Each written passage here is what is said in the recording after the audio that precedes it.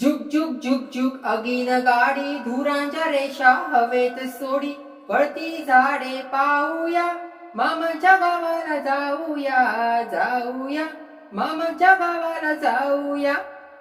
सुट्टीमध्ये किंवा सणवारी जर कोकणातल्या मामाच्या घरी किंवा गावी जायचं असेल तर आधी बाय रोड जाण्याशिवाय पर्याय नव्हता.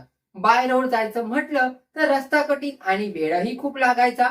अशा वेळी कोकणातल्या सर्वांना आणि कोकणात जाणाऱ्या प्रत्येकांना वाटायचं की सगळीकडे मेली रेल्वे येईल, पण आपल्या कोकणात कधी येतेली ही रेल्वे. 1993 सालापर्यंत मुंबई ते मंगलोर, कोकण, गोवा व कर्नाटक, केरळच्या तसेच दक्षिण भारतातील किनाऱ्यावरच्या गावांसाठी डायरेक्ट रेल्वेची सोय नव्हती. अखेर 8 वर्षांच्या भगीरथ प्रयत्नानंतर प्रजासत्ताक दिनी म्हणजे 26 जानेवारी 1998 साली कोकण रेल्वेची सर्व किनारपट्टी कव्हर करणारी गाडी धावली. कोकण रेल्वे सुरू व्हायच्या आधी दोन मोठी बंदरे असलेली शहरे म्हणजे मुंबई आणि मंगलोर एकमेकांशी डायरेक्ट रेल्वेने जोडलेली नव्हती. लोकांना त्या भागात जायचं असेल तर पुणे, बेळगाव, बंगळुरू अशा रूटच्या ट्रेनने जावं लागायचं. मंगलोरहून मुंबईला यायचं असल्यास लोकांना आधी कादूर किंवा बिरूरला बसने जावं लागायचं आणि मग तिथून मुंबईसाठी ट्रेन पकडावी लागत असे. या दोन शहरांना जोडणारा राष्ट्रीय महामार्ग क्रमांक 66, जो आधी राष्ट्रीय महामार्ग क्रमांक 17 म्हणून ओळखला जात असे, तो 1970 साली बांधला होता.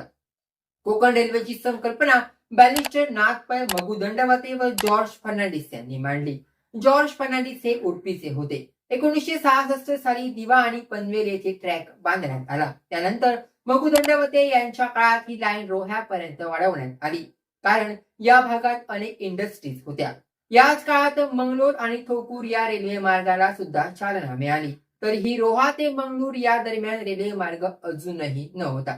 ऑक्टोबर 1984 मध्ये रेल्वे मंत्रिमंडळानं एक फायनल स्थळ, इंजिनिअरिंग आणि ट्रॅफिकचा सर्वे घेतला. हा सर्वे पश्चिम किनारपट्टीच्या गावांचा म्हणजे सुरतकल ते मडगाव दरम्यानच्या 525 किमीच्या मार्गावर केला गेला. मार्च 1985 साली रेल्वेने त्यांचा सर्वे मडगाव ते रोहा पर्यंत वाढवण्याचा निर्णय घेतला. या सर्वेची जबाबदारी दक्षिण रेल्वेकडे सोपवण्यात आली होती. अखेर 1988 मध्ये या मार्गावरील सर्वेचा रिपोर्ट दक्षिण रेल्वेने रेल्वे मंत्रिमंडळाला दिला आणि या प्रोजेक्टचं नाव कोकण रेल्वे असं ठेवण्यात आलं.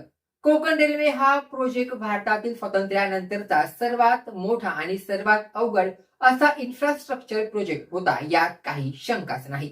हा प्रोजेक्ट अनेक खडतर परिश्रमानंतर यशस्वीपणे पूर्ण करण्यात आला आहे. आज कोकण रेल्वे रोज 3 राज्यातून 738 किलोमीटरचा प्रवास करते. हा रेल्वे मार्ग महाराष्ट्र, गोवा आणि कर्नाटक या 3 राज्यातून जातो.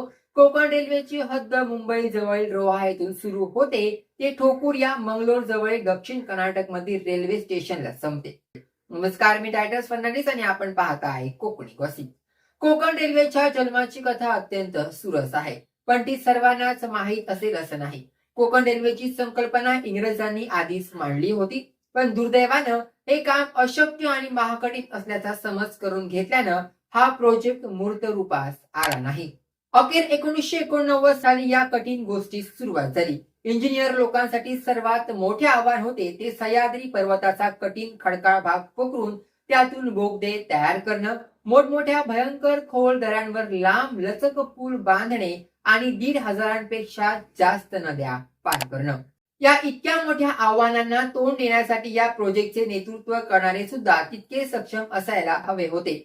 तत्कालीन रेल्वे मंत्री जॉर्ज फर्नांडिस हे उडपीचे राहणारे होते. उडपी हे ठिकाण सुद्धा कोकणच्या समुद्र किनाऱ्यावर आहे आणि हा प्रोजेक्ट पूर्ण व्हावा म्हणून ते अतिशय उत्साही होते. त्यांनी कामात निष्णात समजले जाणारे वरिष्ठ रेल्वे अधिकारी डॉक्टर ई श्रीधरन यांना संपर्क केला.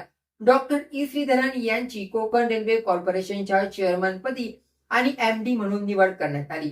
कोकण रेल्वे कॉर्पोरेशन 1990 साली स्थापन करण्यात आलं. पश्चिम घाटाचा भूभाग अतिशय खडकाळ आहे आणि दर काही किलोमीटरवर हा भूभाग बदलतो.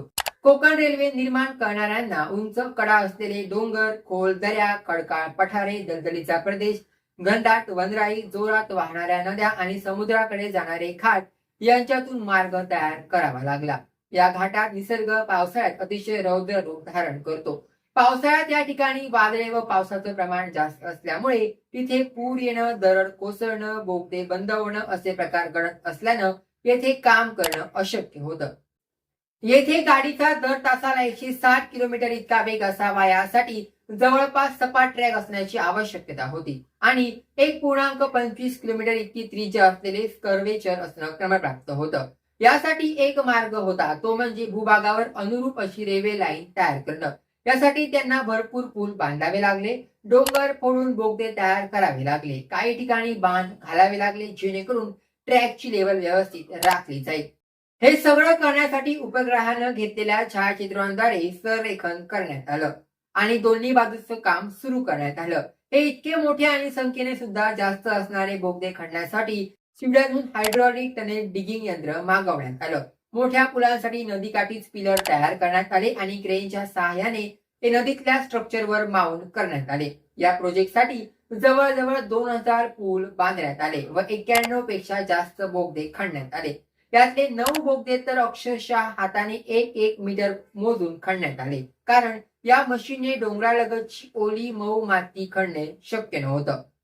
हे बोगदे खणताना झालेल्या अपघातात 19 लोकांना जीव गमावा लागला आणि हे काम पूर्ण होण्यासाठी तब्बल 4 वर्षे लागली. पावसाळ्यात अनेक वेळा खराब वातावरणामुळे काम थांबवावं लागलं. काही वेळा खणलेले बोगदे बुजल्यामुळे परत पहिल्यापासून खणावे लागत असत. 1994 साली महाडला पूर आला. रस्त्यांवर 12 फुटांपेक्षा जास्त पाणी आलं होतं. उक्षिया भागात तर झालेलं काम आणि कामासाठी लागणारं सामान सगळं दरडी खाली पुरलं गेलं. या ठिकाणी काम करणारे इंजिनियर कपूर तर या दरडीमध्ये छातीपर्यंत गाडले गेले होते. त्यांना त्यांचे सहकारी जयशंकर यांनी वाचवलं. यासाठी त्यांना शौर्य पुरस्कार देण्यात आला. या ठिकाणी काम करताना अनेक लोक जखमी झाले तर 10 लोक ठार झाले होते, कारण येथे रेल्वे लाईन तयार करणं अतिशय कठीण होतं. या कामात इतके अडथळे आले तरी जगाने त्यांच्या कामावर आक्षेप घेतला, तरी ही टीम हे काम करत राहिली. त्यांच्या कामाची SIDA म्हणजे Swedish international development corporation agency या एका रिपोर्टमध्ये आवर्जून दखल घेण्यात आली. SIDA म्हणजे Swedish international development corporation agency ही स्वीडन सरकारची एजन्सी आहे. अखेर 8 वर्षांच्या अथक कष्टानंतर 26 जानेवारी 1998 रोजी पहिली पॅसेंजर ट्रेन कोकण रेल्वेच्या सुंदर आणि नयनरम्य आणि निसर्गरम्य वातावरण असलेल्या ट्रॅकपर्यंत धावली. या देशात जिथे एक पूल बांधायला वर्षानुवर्षे वेळ लागतो, तिकडे हे इतकं अवघड आव्हान फक्त 8 वर्षांच्या काळात पूर्ण होणं ही अतिशय कौतुकास्पद आणि गौरवास्पद गोष्ट होती. यासाठी 4850 हेक्टर इतक्या जमिनीची आवश्यकता होती. ही जमीन महाराष्ट्र, गोवा आणि कर्नाटक या राज्यातल्या 42,000हून अधिक भूधारकांकडून घेण्यात आली. अनेक लोकांनी कुठल्याही मोबदल्याची अपेक्षा न करता स्वच्छेने आपली जमीन या कामासाठी रेल्वेला दिली, कारण त्यांना या प्रोजेक्टचं महत्व ठाऊक होतं. या ठिकाणची धार्मिक स्थळं किंवा महत्वाची स्थळं योग्य ठिकाणी स्थलांतरित करण्यात आली व शेतकऱ्यांचे योग्य प्रकारे पुनर्वसन करण्यात आलं. ज्या भारतात सरकारकडून मोबदला मिळवण्यास वर्षानुवर्षे निघून जातात, अशा ठिकाणी लोकांना त्यांच्या मोबदल्याचे पैसे फक्त 1 वर्षाच्या आत घरोघरी जाऊन देण्यात आले. कोकण रेल्वेच्या निसर्गरम्य मार्गावर भारतातील त्या काळात सर्वात लांब बोगदा कारगुडे येथे खणण्यात आला होता. हा बोगदा 5.6 किलोमीटर लांब आहे. या मार्गावर 424 लांब लचक पूल आहेत. या प्रोजेक्टसाठी सरकारी खजिन्याला हातही लावण्यात आला नाही. यासाठी रेल्वे, महाराष्ट्र, केरळ, कर्नाटक व गोवा या राज्यांनी भांडवल उभं केलं. या टीमचे डेडिकेशन बघायचं असेल तर पानवल नदीवरचा पूल बघा. हा पूल 2 डोंगरांना जोडतो. या पुलासाठी 12 कमानी आणि 10 खांब बांधण्यात आले आहेत. त्यापैकी 6 खांब हे कुतुब मिनारापेक्षाही उंच आहेत. सद्यस्थितीत हा आशियातील सर्वात मोठा रेल्वेचा पूल आहे. भारतीय समुद्र किनाऱ्यावरील एका टोकाला दुसऱ्या टोकाची इतकं सगळं पर्वत, घाट, जंगल, नद्या, दऱ्या पार करून रेल्वेने जोडण्याचे अशक्यप्राय आव्हान कोकण रेल्वे कॉर्पोरेशनच्या टीमने त्यांच्या भगीरथ प्रयत्नांनी यशस्वी करून दाखवले आहे. यात त्यांचे निष्णात इंजिनियर, कर्तव्य, इनोव्हेशन आणि कामाप्रती समर्पण या सर्वांचा वाटा आहे. आज या मार्गाने रेल्वे प्रवास करताना या भागातील नयनरम्य निसर्ग सौंदर्य बघून आपल्या डोळ्यांचं पारणं फिटतं व हा प्रवास कधीच संपू नये असंच वाटतं. त्यासोबतच मी इथेच थांबतो. कोकण आणि गोव्यातील अशाच गॉसिप पाहण्यासाठी पहा फक्त कोकणी गॉसिप. नमस्कार.